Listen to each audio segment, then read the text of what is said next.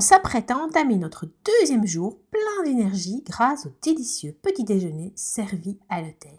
C'est sous un grand ciel bleu que commence notre petit tour sur Madison Square. Ensuite, nous rejoignons Union Square. De là, nous empruntons la Bleecker Street jusqu'à Greenwich où nous luncherons. Ensuite, direction Chelsea Market, la High Line, une terrasse rooftop et pour terminer, retour à Madison Square. À l'angle de la 5e avenue et de Broadway, sur Madison Square, se tient le Flatiron Building. Il fut construit en 1902 et fut durant quelques années le plus haut bâtiment au monde. Bonjour! C'est par hasard que notre curiosité nous a poussés à l'intérieur de la boutique Fichedi. L'endroit regorge de souvenirs à l'édifice de New York, mais aussi plein d'objets et de vaisselle totalement craquants. Ici, c'est impossible pour moi de repartir la main vide.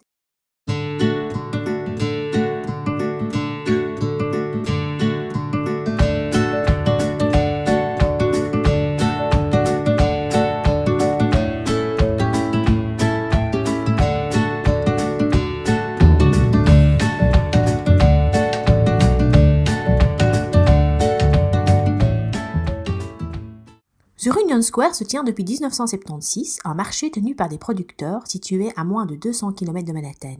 Dépaysement garanti au cœur de la ville. Chaque échoppe semble avoir sa spécialité. Salades, choux, navets, radis.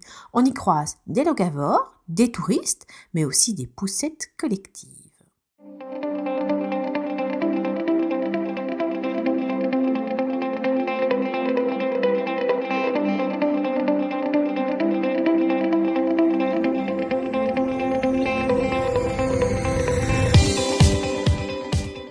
On quitte Union Square, Broadway, la circulation, les avenues rectilignes pour se rendre à Greenwich. Un des quartiers de New York qui me séduit particulièrement.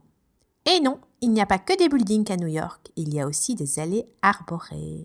De jolies places à la française où le silence est requis, mais également le célèbre glacier italien que j'avais eu l'occasion de découvrir lors d'une balade à Parme. Mais très vite, la circulation, les bus scolaires, les taxis, les camions nous rappellent que nous sommes bel et bien à New York. On continue sur la Bleecker Street. On repère assez rapidement la touriste de la New-Yorkaise qui d'une main tient son téléphone et de l'autre la laisse de son chien. Les boutiques de douceur sont incroyablement gourmandes. Vraiment très difficile de résister aux cupcakes, gâteaux, cookies, glaces. Ici, ils sont proposés en version 100% vegan. Décolorés, au plus classique, vraiment très difficile de choisir. D'ailleurs, il n'y a pas que la pâtisserie qui est végane.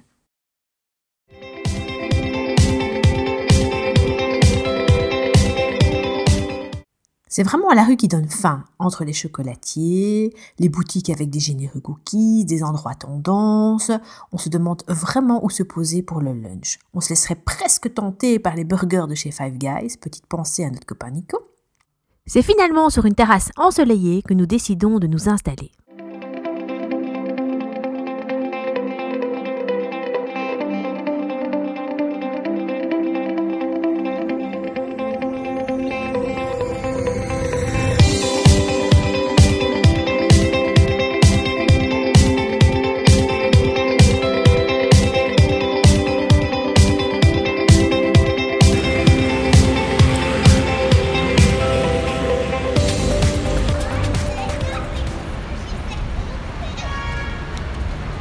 Alors on s'apprête à aller visiter Chelsea Market. Il paraît qu'on va trouver plein de petites douceurs pour notre dessert.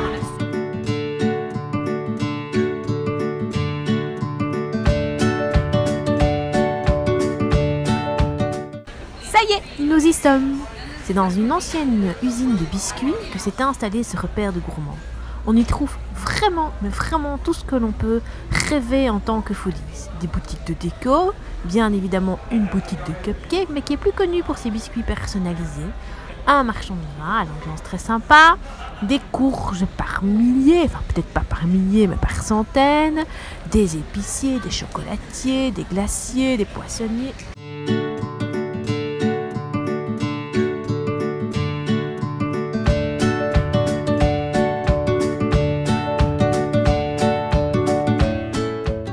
Voici une échoppe qui attire particulièrement notre attention. Il y a plein de monde et on y sert des espèces de gâteaux qui sont en fait une composition pâtissière à base de tahiné. Il y en a vraiment pour tous les goûts, pistache, chocolat, etc.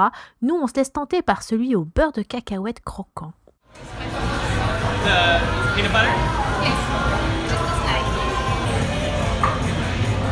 On continue notre découverte qui ne semble ne plus finir. L'endroit est vraiment mais très grand.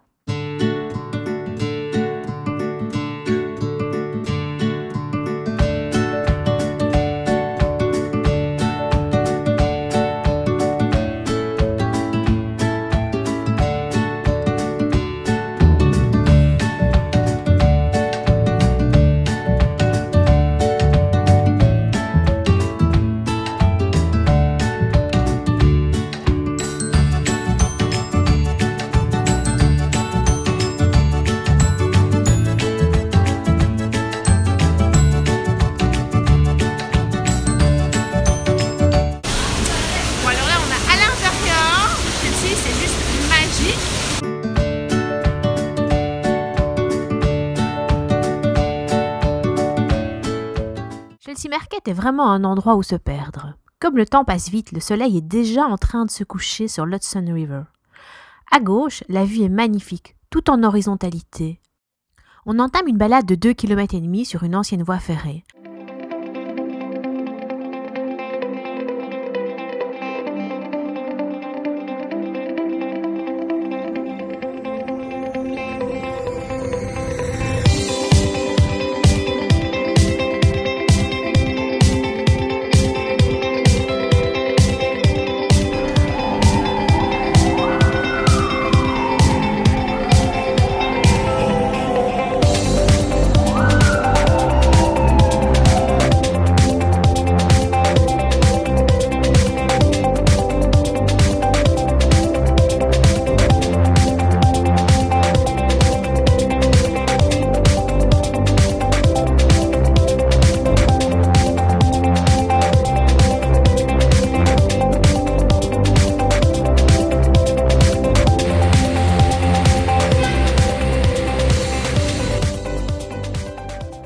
Un vrai coup de cœur pour cette promenade à 9 mètres de hauteur, sur la High Line.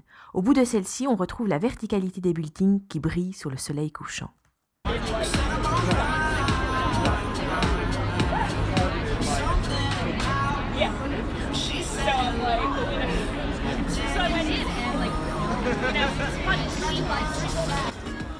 On s'arrête pour prendre l'apéro au rooftop 230 situé sur la 5e avenue. De là, on a une vue incroyable sur les gratte-ciel, dont l'Empire State Building, qui du haut de ses 381 mètres trône sur la ville. Une expérience à ne pas manquer. Des peignoirs rouges ainsi que des tables sous bulles sont mis à disposition pour les plus frileux. Dernière halte de la journée au Shake Shack d'Union Square où l'on sert, paraît-il, les meilleurs burgers de la ville. Nous voici déjà à la fin de notre deuxième journée. Si cette vidéo vous a plu, n'hésitez pas à laisser un petit pouce bleu ou à vous inscrire à notre chaîne pour connaître la suite de nos aventures.